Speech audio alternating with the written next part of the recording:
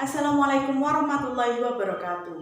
Bagaimana kabarnya? Semoga kalian baik dan selalu dalam lindungan Allah. Amin. Kita hari ini memasuki pembelajaran matematika, materi program linier 2 variabel. Sebelumnya kita akan membahas dulu apa itu sistem pertidaksamaan linier 2 variabel, baru kita menginjak pada program linier. Sebelumnya silakan absen pada e-learningnya masing-masing ya. Nah, pertidaksamaan linier merupakan pertidaksamaan yang mana peubah bebasnya berbentuk linier atau berpangkat 1. Untuk pertidaksamaan linier sendiri, kalian masih ingat kan? Yang pertama, ketika ada 2x lebih dari sama dengan 4, maka disebut pertidaksamaan linier 1 variabel. Untuk 3x ditambah y kurang dari 0 disebut dengan pertidaksamaan linier 2 variabel atau seterusnya. Nah, yang akan kita bahas kali ini adalah seputar sistem pertidaksamaan linier 2 variabel. Gabungan dari 2 atau lebih pertidaksamaan linier 2 variabel disebut dengan sistem pertidaksamaan linier 2 variabel. Bisa dilihat di contohnya, ada 3x ditambah 8y lebih dari sama dengan 24, x ditambah y lebih dari sama dengan 4. Berikut merupakan contoh sistem pertidaksamaan linier 2 variabel. Nah, himpunan penyelesaian suatu sistem pertidaksamaan linier 2 peubah atau 2 variabel merupakan himpunan pasangan bilangan x, y yang memenuhi sistem pertidaksamaan linier tersebut.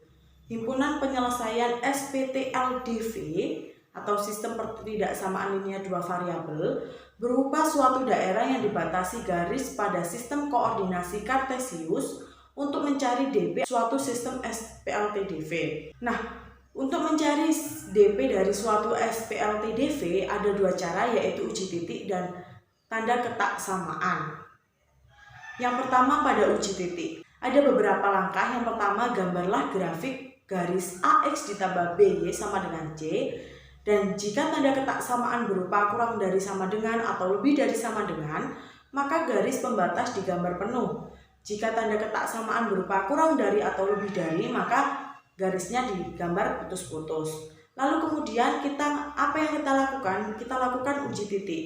Ambil satu titik sebarang, misalnya x1, y1 yang tidak terletak pada garis AX ditambah BY sama dengan C.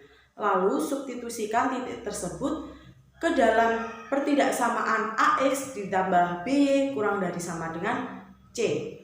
Ada dua kemungkinan yang akan terjadi. Yang pertama, apabila pertidaksamaan AX1 ditambah BY1 sama dengan C bernilai benar, maka daerah yang memuat titik x1, y1 adalah batas garis AX ditambah BY sama dengan C. Dan apabila pertidaksamaan AX1 ditambah BY1 sama dengan C bernilai salah, maka daerah himpunan penyelesaian adalah daerah yang tidak memuat titik x1, y1 pada garis AX ditambah BY sama dengan C. Cara yang kedua yaitu tanda ketak samaan. Dengan beberapa langkah. Yang pertama, pastikan koefisien X dari PTLDV tersebut positif. Jika tidak positif, bisa dikalikan dengan negatif 1 terlebih dahulu. Yang kedua, jika koefisien X dari PTLDV sudah positif, perhatikan tanda ketak samaan, di mana jika tanda ketak samaannya kurang dari sama dengan, maka daerah penyelesaian terletak di sebelah kiri garis pembatas. Dan tanda ketak samaan lebih dari sama dengan, maka daerah penyelesaian terletak pada sebelah kanan garis pembatas. Nah, untuk contohnya bisa dilihat, yaitu lukislah DP dari SPLTDV berikut. Lalu untuk menentukan sistem pertidaksamaan dari suatu daerah himpunan penyelesaian digunakan langkah-langkah sebagai berikut. Yang pertama yaitu menentukan persamaan garis terlebih dahulu. Nah, bisa dilihat persamaan garis 1 adalah Rx ditambah By sama dengan B kali R. Yang kedua yaitu Y sama dengan Q. Yang ketiga yaitu Y min Y1 per Y2 min Y1 sama dengan X min X1 per X2 min X1. Dan yang keempat yaitu X sama dengan A. Lalu kita melanjutkan dengan menentukan pertidaksamaan yang sesuai dengan daerah penyelesaian.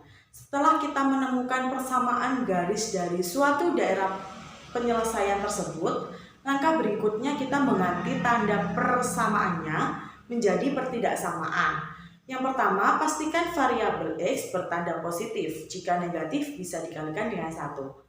Nah, yang kedua, jika daerah penyelesaian di sebelah kiri garis, maka tanda persamaannya adalah kurang dari sama dengan. Dan jika sebelah kanan, maka tanda pertidaksamaannya adalah lebih dari sama dengan. Untuk pembahasan selanjutnya yaitu program linier. Program linier adalah suatu program untuk menyelesaikan permasalahan yang batasan-batasannya berbentuk pertidaksamaan linier. Secara umum, program linier terdiri dari dua bagian yaitu fungsi kendala dan fungsi objektif. Fungsi kendala adalah batasan-batasan yang harus dipenuhi, sedangkan fungsi objektif adalah fungsi yang nilainya akan dioptimalkan, bisa diminimumkan atau dimaksimumkan. Dalam program linier ini, batasan-batasan atau kendala-kendala terdapat dalam masalah program linier diterjemahkan terlebih dahulu ke dalam bentuk rumusan matematika yang disebut dengan model matematika. Model matematika adalah suatu hasil interpretasi manusia dalam menerjemahkan atau merumuskan persoalan sehari-hari ke dalam bentuk matematika, sehingga persoalan tersebut dapat diselesaikan secara sistematis. Contoh, seorang pelamar dari sebuah perusahaan dinyatakan diterima bekerja di perusahaan jika memenuhi syarat-syarat jumlah hasil tes potensi akademik dan tes psikologi tidak boleh kurang dari 14 dari nilai masing-masing hasil tes tersebut tidak boleh kurang dari 6. Buatlah model matematika untuk permasalahan tersebut.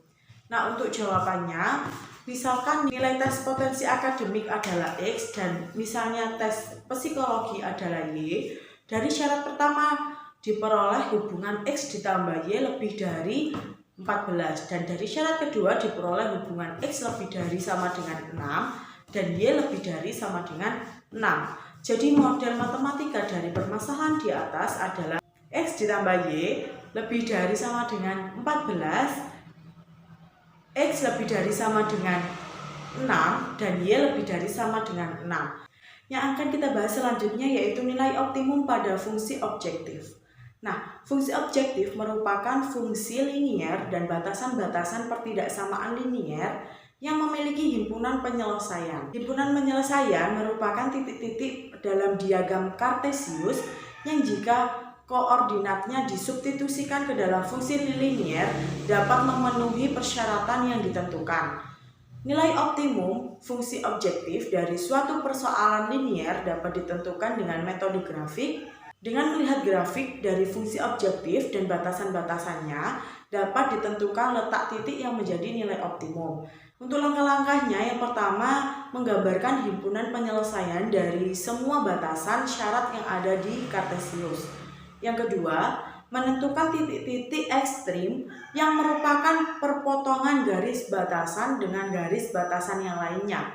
Titik-titik ekstrim tersebut merupakan himpunan penyelesaian dari batasannya dan memiliki kemungkinan besar membuat fungsi menjadi optimum. Dan yang ketiga, menyelidiki nilai optimum fungsi yaitu objektif dengan dua cara. Yang pertama menggunakan garis selidik dan yang kedua menggunakan perbandingan nilai fungsi objektif tiap titik ekstrim. Nah, untuk yang pertama menggunakan garis selidik. Garis selidik diperoleh dari fungsi objektif f x, y sama dengan ax ditambah by, di mana garis selidiknya adalah ax ditambah by sama dengan z. Dengan nilai z diberikan sembarang nilai.